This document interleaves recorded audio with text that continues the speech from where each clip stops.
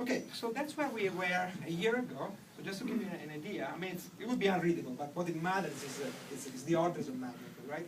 So a year ago, we were working at 6.6 billion edges per second, okay? And the scale was 36. 6 months later, we already were working at 45. So you see that the blue bars become very, very small. So I go back again. Okay, so these are a year ago, 6 months later, okay, where we see that we are able to attack larger scale. The scale grows, but not too much. We go from 36 to 38. I mean, the scale is mostly limited by the amount of memory that you have. That's what you have, that's what we programmed.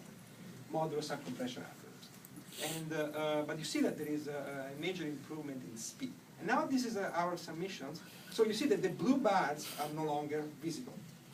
So it's just a year ago, right?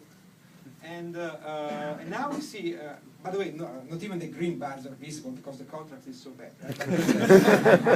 That's another thing. And so you see that in 1 year, this community has made tremendous progress. So while we are arguing about these minor details, which I believe they are in the noise, what we see is that we have learned a lot of things, and there are many other things to discover. But for sure, there are algorithmic advancements. So we are using, for example, the 2D decompositions. Perhaps Anton will have some comments on his own type of algorithmic design. There are architectural advancements. So before we were using BlueGenP, now we are using BlueGenQ. Okay? And there are also advancements in communication libraries. Guy was mentioning programming models, which is another area. So we see that these numbers in themselves, they are not just one thing. Okay? So there are lots of things that move together and converge to these high-performance results. So in our specific case, we had to tweak several things in order to get to these numbers. And so I believe that this is a major contribution of this community. So we are all working, and the fact that there is a common benchmark and we can do, to a limited extent, apple-to-apple comparisons, I think is extremely useful to this community and to people that want to work on large data sets. Now, a quick slide to thank all the people that work on it. So this also shows the complexity of this problem, right? So when you deal with this thing, it's not just running a benchmark, but we have to work on single node optimization. We have different versions. As a matter of fact, we have lots of different versions, right? So it's we got our SVN repository is crazy with all these variants, and we have BlueGenP version, we have BlueGenQ versions, we have a certain type of mapping, we have a different type of mapping. We have something which is speculative in nature, something which does compression. So it's a very, there is a lot of texture in this algorithm.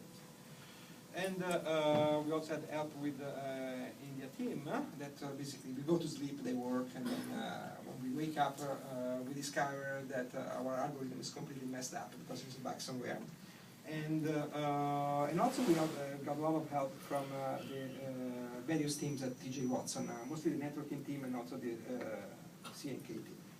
Now, let's go on the metrics. So my point in this is that the size and speed are not mutually exclusive.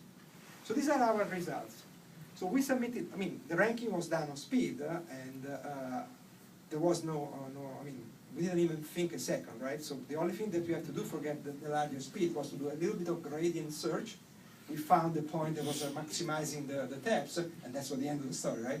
Especially when you have a machine that you have a slot of 4 hours, and now you see it, now you don't. So, and you see that it works very fast.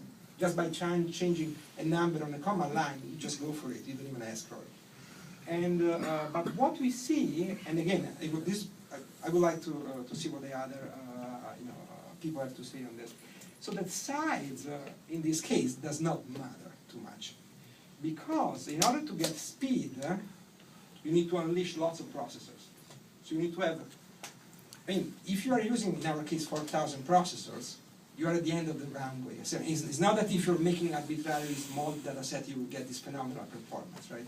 In order to get more performance, we need more nodes. We need to scale the problem. I mean, we can do a little bit of a search on this domain. And as you can see, I mean, if you have something which is too small, we are at 200 tabs. For some reason, it works well at scale 32, and then it goes down. I mean, the goes down that you see there is, we have quantified that a little bit more carefully. They are cache effects. So in order to do that, you have to rewrite your algorithm with a more cache-friendly design structure. But obviously, when you have the option of just changing a character on a command line or rewriting an algorithm, it's obvious what you do, right? Fabrizio, And good. You've only got 5 data points up there, and you're making some very broad claims about.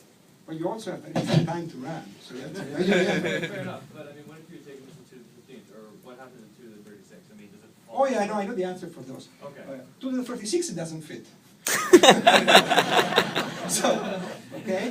And you get usually sig 11 or type of thing like that, okay? And you know, the interesting thing is that you don't get only one message, you get 4,096 of those, right? so it's a positive reinforcement type of thing. And I mean, you can get, I mean, I'll tell you something. For getting to higher scale, you have to use, for example, parallel file system, because you need to keep the original graph representation form of edge list for validating the result. Okay, so what you can do if you add a file system, which we don't at this point, you could dump all the memory image half of it, do your graph search, load it back again, and do the check. So okay? 1 more minute. Okay, and that will give you 1 point. But in order, if you want to do more, you need, guess what, more nodes, more memory, okay? So the bottom line for me is that even if in this specific case we tweak a little bit the system to get the best performance, I believe that you really, if you want to get performance, you need to attack scalability. So the challenge that we have right now is scalability. Scalability. Okay? And in order to do that, you have to have scalable algorithms, scalable architecture, scalable languages, and runtime systems. So it's the whole ecosystem that must be there for you. Okay, thank you so much.